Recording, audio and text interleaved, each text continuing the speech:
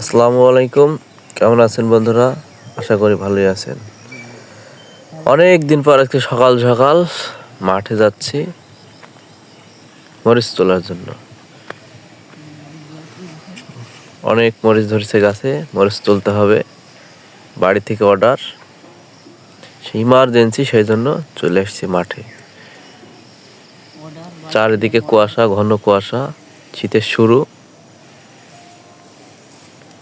আশেপাশে ঠিকমতো দেখা যাচ্ছে না কুয়াশার জন্যে। তো মরিচ তোলা শুরু করে দিলাম। ভুঁয়ে পৌঁছে গেছি ইতিমধ্যে। এই ভুঁয়ের পাশে আমাদের ভুঁই আছে, এখানে সব রকমের আবাদ হয় টুকটাক। তো আমাদেরটা সাইডে।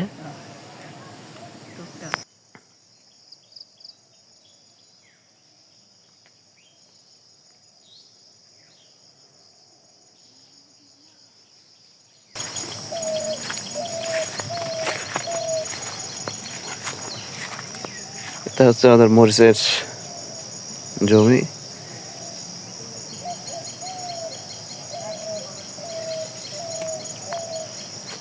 সব রকমের আবাদ হয় টুকটাক।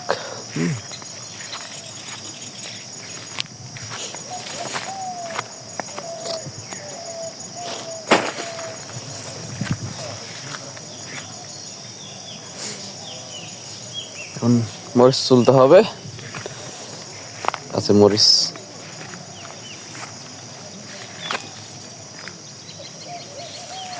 এই যে গাছে মরিচ। দেখে মনে হচ্ছে মরিচ নাই, তো না, মরিচ আছে।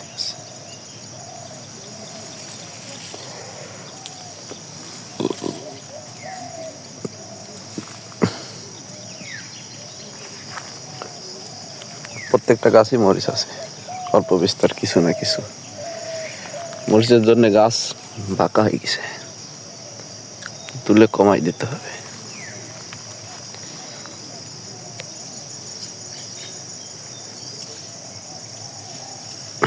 সকালবেলা চারিদিকে ঘন কুয়াশা।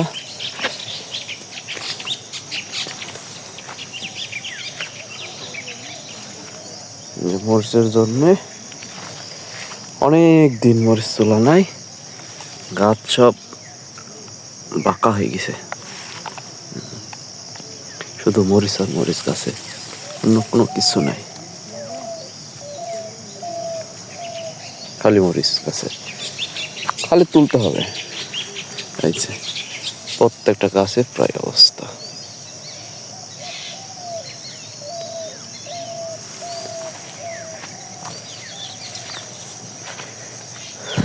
মরিচ আর মরিচ।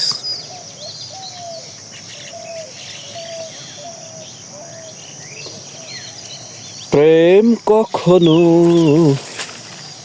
সুখ দিতে জানে না।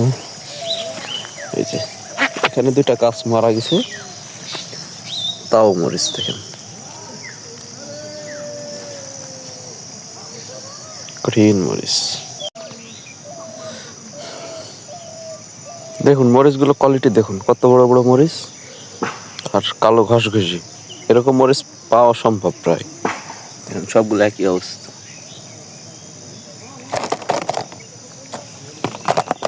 একেবারে এক একটা মরিচ সেই মরিচ।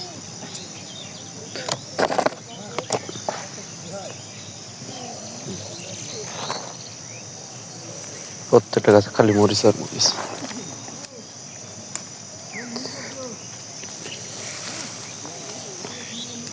খালি ছিটতে হবে।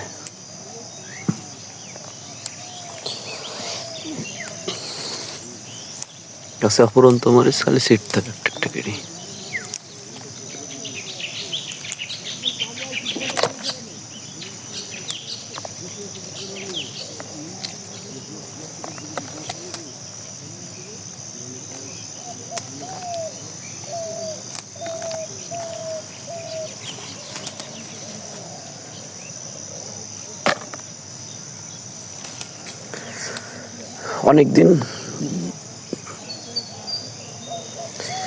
অনেকদিন মরিচ না ওঠানোর ফলে মরিচগুলো সব অনেক মোটা মোটা হয়ে গেছে।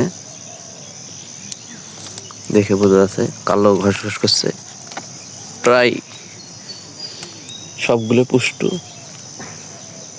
পাকার সময় চলে আসছে। দেখুন